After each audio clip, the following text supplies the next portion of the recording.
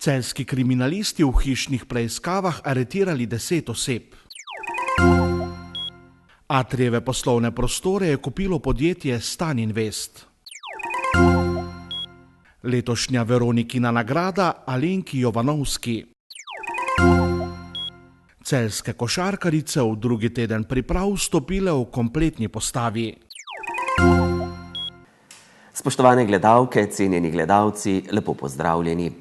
Celjski kriminalisti so odvzeli prostost 7 članom kriminalne združbe, ki je osumljena, da je od konca lanskega leta do avgusta letos preko državne meje pretihotapila najmanj 270 migrantov.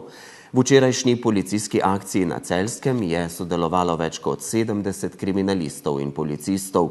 Podrobnosti so predstavili na popoldanski novinarski konferenci. Celjski kriminalisti bodo kazensko ovadili 10 oseb v starosti med 22 in 37 let, vse iz območja policijske uprave Celje.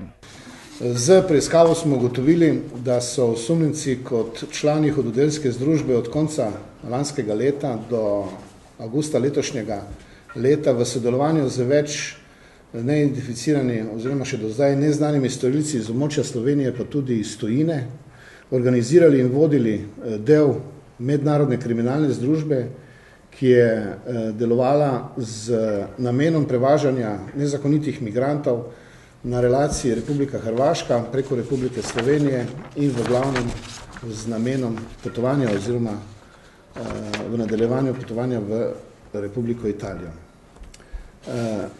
Z preiskavo oziroma v okviru te preiskave smo ugotovili oziroma uspeli dokazati, da je kriminalna združba na tej relaciji pripeljala in organizirala več prevozov, skupaj 279 migrantov. Večinoma je šlo za državljane Iraka, Irana, Pakistana, Afganistana, nekaj pa tudi državljanov Indije in Kitajske. Člani kriminalne združbe so prevoze organizirali v tovornih prostorih kombiniranih vozil in v avtodomih. Prevozniki so za prevoz migranta prejeli med 250 in 500 evrov na osebo. Migranti pa so organizatorjem prevozov plačali med 2000 in 3000 evrov. Kot zanimivost je bilo ugotovljeno, da kar nekaj teh prevoznikov oziroma voznikov ni imelo veljavnega vozniškega dovoljenja. V enem primeru je bilo ugotovljeno, da je prevoznik vozil pod vplivom drog. V drugem primeru je bilo na primer ugotovljeno, da je v avtodomu, ki je registriran za 6 oseb, prevažal 24 migrantov. Kar nekajkrat smo ugotovili, oziroma je prišlo do situacij, ko so prevozniki skupaj z migranti bežali pred varnostnimi organi, ko so leti poskušali ukrepati ali jih ustaviti. Včeraj tekom hišnih preiskav je bilo ugotovljeno tudi, da je eden izmed osumljencev bil v času aretacije oborožen in je imel pri sebi pištolo z naboji. V preiskavi pa je bilo ugotovljeno tudi, da je eden izmed osumljencev, torej organizatorjev, ta dejanja izvrševal v času oziroma med prestajanjem zaporne kazni alternativnega zapora, ki ga je prestajal na ta način, da je zapor prestajal med vikendi. V ostalem času je pa sodeloval ali pa izvrševal kazniva dejanja. Slovenska policija v zadnjem obdobju zaznava povečano problematiko delovanja organiziranih kriminalnih združb pri nezakonitih migracijah na balkanski poti.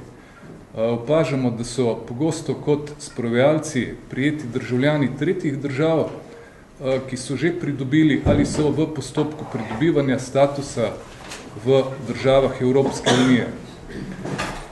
Pri samem sprovajanju ali tihotapljenju običajno uporabljajo različne metode, da se njihovega tihotapljenja ne bi odkrilo. Tlej lahko izpostavimo uporabo predhodnic. Prav tako bi želel izpostaviti brezkompromisno ravnanje tihotapcev pri tihotapljenju, ki ga zaznavamo v zadnjem obdobju. Izpostavil bi predvsem nevarno vožnjo in predvsem veliko število migrantov, ki jih tihotapijo v vozilih. Tako lahko izpostavim, da v mesecu avgustu beležimo že 6 primerov, kjer so tihotapci v kombiniranih vozilih tihotapili med 31 in 47 migranti. Kazniva dejanja, povezana s tihotapljenjem migrantov, so v Sloveniji v izjemnem porastu. Kar se tiče kaznivih dejanj, lahko povem, da od januarja do julija 2019 beležimo glede na lansko primerljivo obdobje za 45% več kaznivih dejanj. Mogoče pa še kot zanimivost izpostavim, da se je za 317% povečalo število izvršitvenih oblik tihotapljenja v okviru kriminalne združbe, to pomeni po 6. odstavku omenjenega člena, in za 64% tihotapljenje, kjer je pridobljena premoženjska korist, kar je 3. odstavek omenjenega člena. V letošnjem letu do danes smo zabeležili 192 prijetij, dogodkov, v katerih je bilo prijetih 273 sprovajalcev. Poudarim pa lahko, da je od teh bilo 246 tujcev in 27 slovenskih državljanov. Letos je bilo v Sloveniji zaznanih že 9256 ilegalnih prehodov meje. Povečanje le-teh zaznavajo tudi na območju policijske uprave Celje. Letos smo na območju policijske uprave Celja zaradi nedovoljenega prehoda državne meje obravnavali 204, lani v enakem obdobju 57 tujcev. Povečanje smo beležili predvsem v zadnjih 3 mesecih, ko smo obravnavali kar 173 nedovoljenih prehodov državne meje. V največjih primerih smo beležili, da so nedovoljeno vstopili v Slovenijo državljani Afganistana, Iraka, Sirije in ostali. V tem obdobju smo obravnavali tudi 37 tujcev, lani v enakem obdobju 25, ki so mejo prestopili skriti v tovornih vozilih in so bili odkriti kasneje v notranjosti naše policijske uprave. Največ 24 je bilo teh državljanov Afganistana. Prav tako smo tujce odkrivali tudi na mejnih prehodih, kjer smo na mejnem prehodu Dobovec odkrili 12 državljanov Afganistana, ki so se skrivali v tovornih vozilih. V skupni mejni kontroli so postopek z njimi prevzeli hrvaški policijski organi. Stečajna upraviteljica propadlega celjskega podjetja Atri, Katja Lušina, je na dražbi uspela prodati poslovno-garažni objekt na Glaziji v Celju.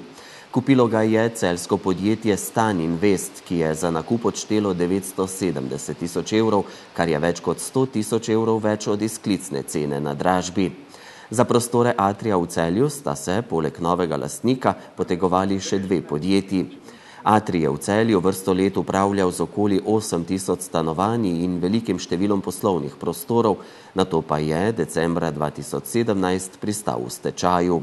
V zvezi z njegovim poslovanjem še vedno poteka več postopkov, v katerih kriminalisti preverjajo domnevne nepravilnosti pri poslovanju podjetja. Svoje terjatve do tega celjskega podjetja je prijavilo več kot 500 upnikov.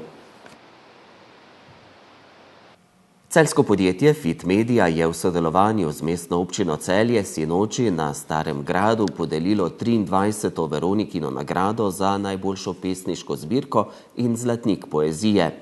Letošnja Veronikina lavreatinja je postala Alenka Jovanovski s pesniško zbirko 1080 stopinj. Letošnji dobitnik zlatnika poezije za življenjski opus pa je Ervin Fritz. Ob izteku poletnih kulturnih prireditev v Celju na Starem gradu poteka večer poezije s podelitvijo Veronikine nagrade, Male Veronike in zlatnika poezije, ki ga vsako leto pripravi celjska Fit Media. In tudi letos je bilo tako. Že 23. zapored, v torek 27. avgusta, ko se je v prijetnem poletnem večeru na Starem gradu zbralo lepo število ustvarjalcev in ljubiteljev poezije. Na pesniškem večeru, ki so ga tokrat poimenovali Ogrlica iz Rad, so se najprej spomnili 90-letnice rojstva pesnika Janeza Menarta z recitalom njegove epske pesnitve Obleganje 1457 v izvedbi dijakov gimnazije Lava Celje v režiji doktorice Brede Marušič. Na prireditvi je mestna občina Celje podelila 23. Veronikino nagrado za najboljšo pesniško zbirko preteklega leta. Fit Media pa 15. zlatnik poezije za življenjski pesniški opus. Že četrtič so podelili tudi malo Veroniko za najboljšo pesem med mladimi pesniki slovenskih srednjih šol, ki so sodelovali na natečaju. Strokovna žirija v sestavi dr. Igor Divjak, predsednik, ter članici Maja Šučur, novinarka in kritičarka, in Petra Kolmanič je izmed 5 nominirancev za lavreata poezije za leto 2019 izbrala Alenko Jovanovski za njeno pesniško zbirko 1080 stopinj, kateri je Veronikino nagrado izročil župan mestne občine Celje Bojan Šrot. In kaj ta prestižna nagrada pove in pomeni avtorici? Pove, ne vem, kaj mi pove. Pomeni mi pa možnost, da sem lahko svoje pesmi danes javno dala v prostor še enkrat, ker pesem ni samo nekaj, kar se bere. Pesem je dogodek, ki gre med ljudi. Zlatnik poezije, ki ga Fit Media podeljuje od leta 2005 za življenjski pesniški opus, je za leto 2019 prejel Ervin Fritz za razigranost pesniškega jezika in za prispevek slovenski literaturi in umetnosti. V zajetni knjigi Velika radost je zbran njegov celotni pesniški opus. Seveda smo tudi Ervina Frica povprašali, kaj mu ta nagrada pomeni. Ja, to bi rekel, da je to ena posebna stvar, takle zlatnik, ki pravzaprav niti ni zlatnikec, ampak je kar ena zlata oronkereč. In se mi zdi, da je to nekaj, kar poskuša biti podlaga ali zlata podlaga za poezijo. In to se mi zdi kar duhovito, seveda, če bi se ta zlata podlaga malce bolj razširila tako, da bi poezija res imela kaj od tega. Četrto leto zapored pa Fit Media podeljuje tudi nagrado Mala Veronika, ki je namenjena vzpodbujanju pesniške ustvarjalnosti mladih na slovenskih srednjih šolah.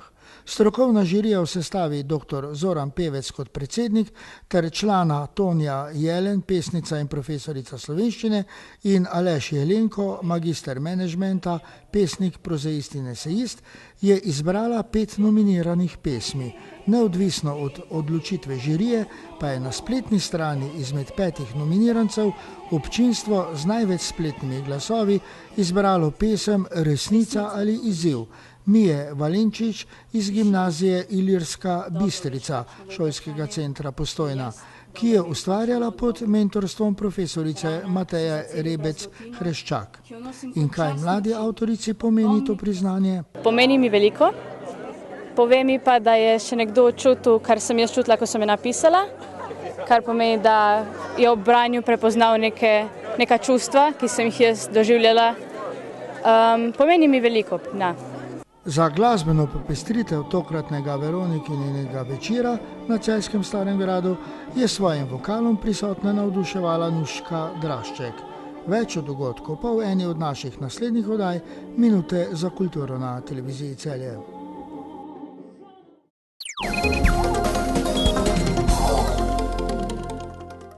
Košarkarice Cinkarne Celje so zakorakale v drugi teden priprav na novo sezono.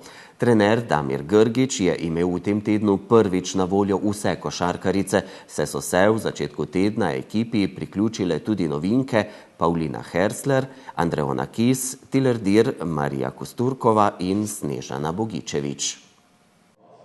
Košarkarice Cinkarne Celje so zakorakale v drugi teden priprav na novo tekmovalno sezono. V letej bodo igrale v mednarodni VABA, Jadranski ligi ter v državnem in pokalnem tekmovanju.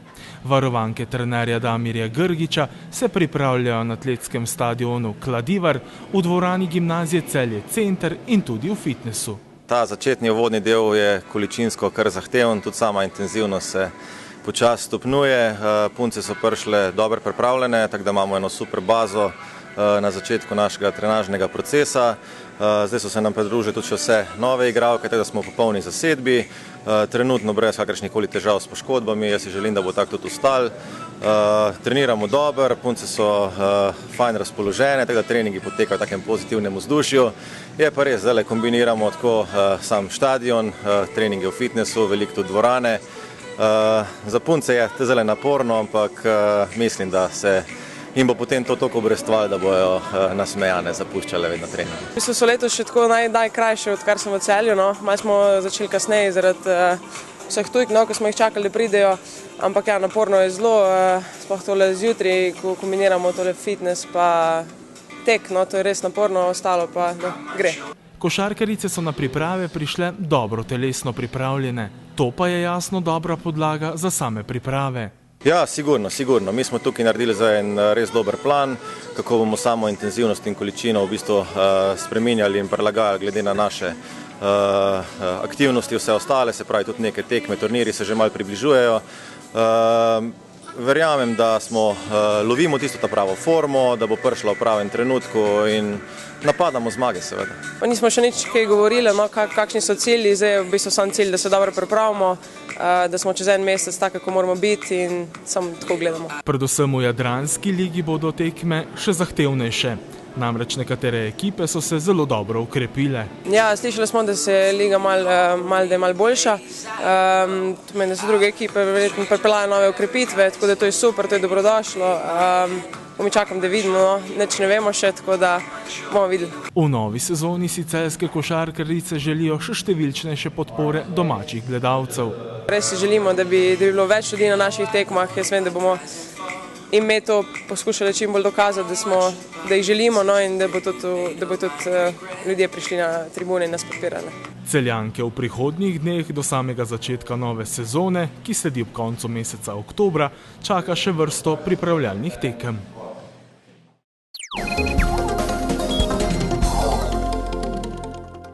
Jutri bo delno jasno s spremenljivo oblačnostjo, zjutraj bo po nekaterih nižinah megla. Popoldne bodo nastale krajevne plohe in nevihte. Najnižje jutranje temperature bodo od 14 do 20, najvišje dnevne od 26 do 32 stopinj Celzija. V petek in soboto bo delno jasno s spremenljivo oblačnostjo, predvsem sredi dneva in popoldne bodo krajevne plohe in nevihte. Na Primorskem bo v petek zapihala šibka burja, ki bo v soboto ponehala. Takšni so bili sredini dogodki dneva. Hvala za pozornost, prijeten preostanek večera in nasvidenje.